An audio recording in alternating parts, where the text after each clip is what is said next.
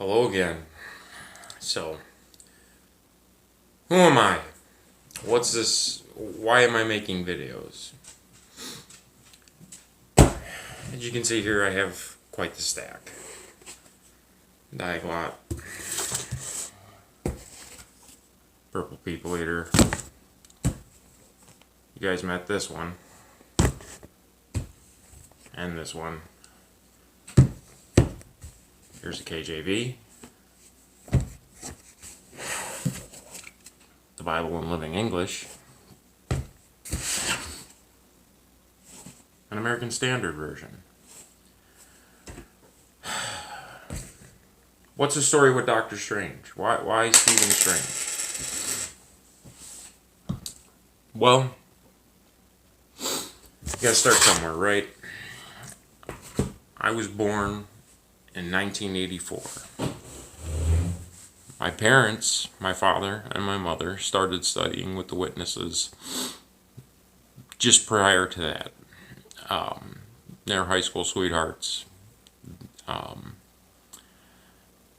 My uncle got involved with the Witnesses, my dad's oldest brother, and my grandma got involved with the Witnesses. And my dad took an interest, and I was born and raised as a Jehovah's Witness. To become a Jehovah's Witness, I should say. So was my younger brother and my baby sister. And I would consider myself an associate witness up until the age of about 22. Ever since that age, I was POMI, physically out but mentally in. Right up until about, honestly, 3 years ago. So I was POMI for almost 12 years, defending the witness beliefs, the witness faith. Why the change? Why am I, like I said, why am I doing this? Well, it starts out like this. I remember being about the age of 7 or 8 years old and asking my dad, "Hey Dad, are you and Mom setting aside money for me to go to college?" And my dad's reply was, "No, because the system isn't going to last that long." And that comment had some consequences, because at that moment, at the tender age of 7 years old, I knew that I was all alone in the world. That question had deeper meaning than the surface level of the question. At that moment, I knew that either Armageddon was going to come before I got into high school, or high school was going to come and go, and I was going to be all on my own. Making that realization at that age, it definitely played a part in my entire future. Whether my dad really thought about it or not. So, I was a good witness child.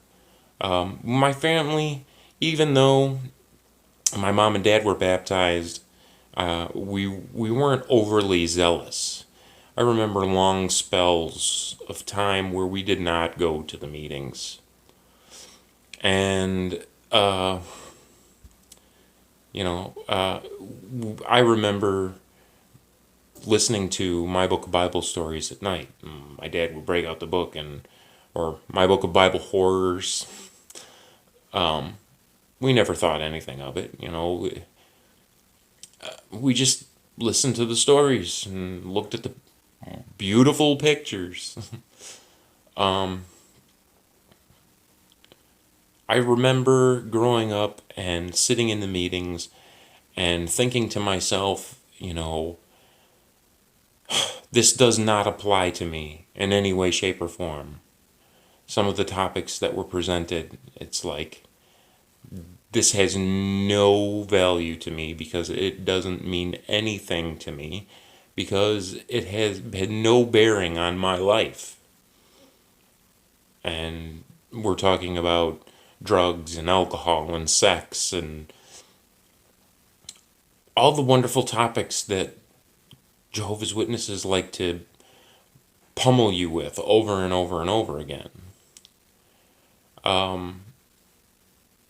I thought I had a really good understanding of the Bible. And then something happened. I made it into high school.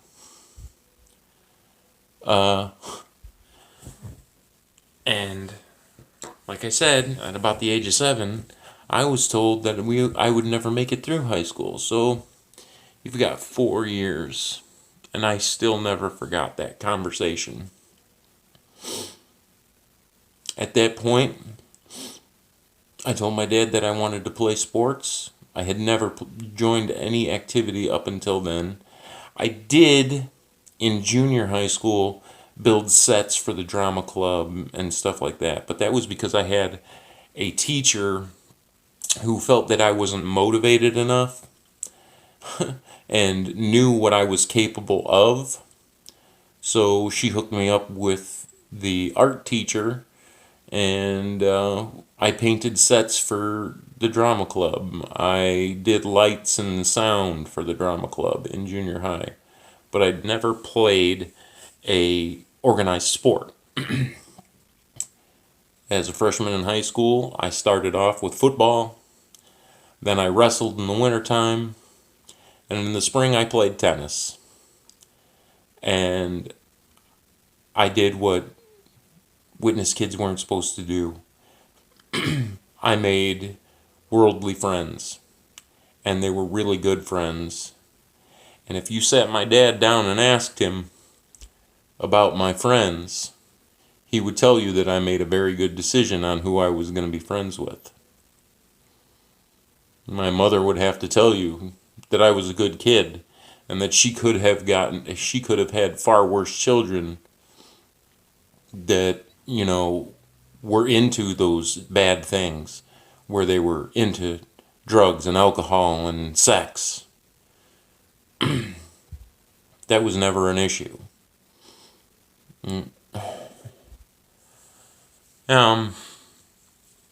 So moving forward, I'm coming to the end of high school,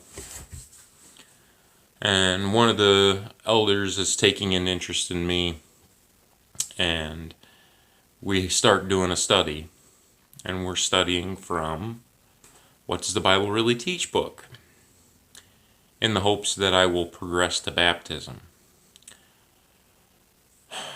I remember sitting through those studies not enjoying it at all, because I knew full out that I had questions that were not being, I wasn't even asking them. I wasn't willing myself to ask questions that I had. What I was doing was I was just giving the scripted answer. No more, no less. And I felt that this was a what do they call that? A futile act where we weren't getting anywhere. But we move on in the study, and the elder that I'm studying with tells me that, your friends, you need to stop associating with them. And I said, why is that?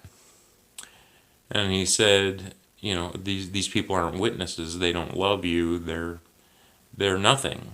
And I said, well, shouldn't they be potential witnesses? Shouldn't we treat them as potential witnesses? And he flatly told me that you can't save everybody. And that disturbed me. Shortly after that, my study ended. I wasn't interested in studying with people who could say such things. And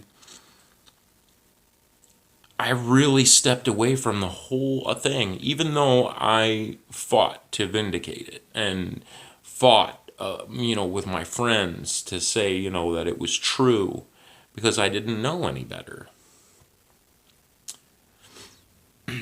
At this point, I got involved with a worldly girl, and I had myself a worldly girlfriend.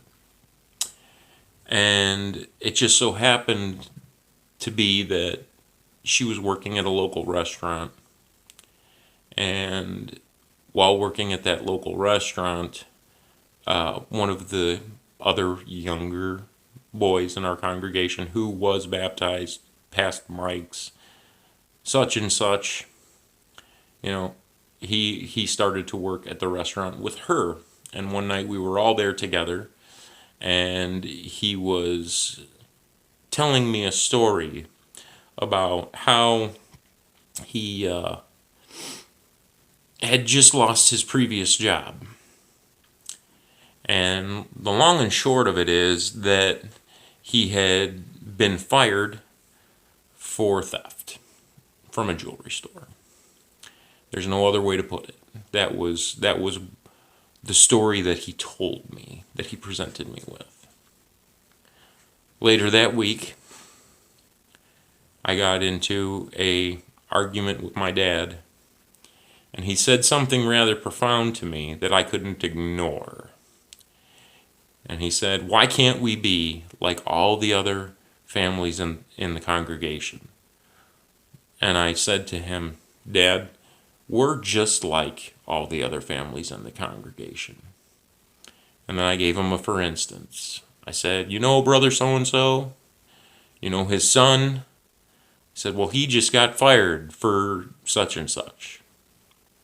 Fully expecting my dad to keep it to himself. And boy, was I wrong.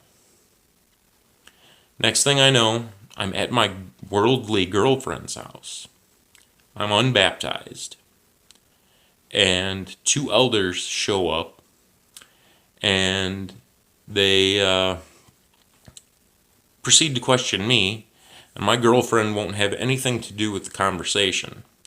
And as we all know, two elders, two witnesses. Next thing I know, this young man was disfellowshipped.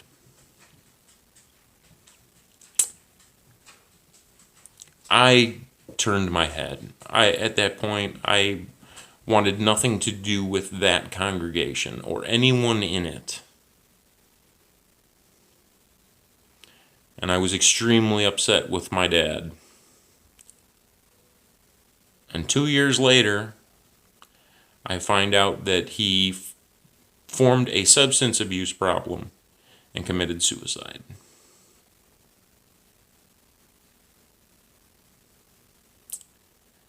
You hear it over and over again. If you're not preaching the good news, you're blood guilty. You got blood on your hands.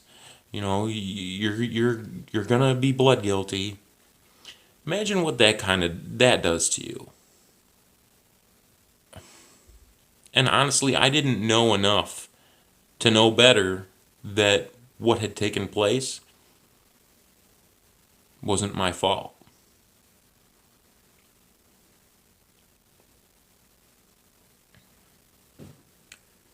I'm going to stop this right here. I have a lot more to say, but I'm coming up on the 15-minute mark, and I'm having problems with this. I can't upload a video longer than 15 minutes.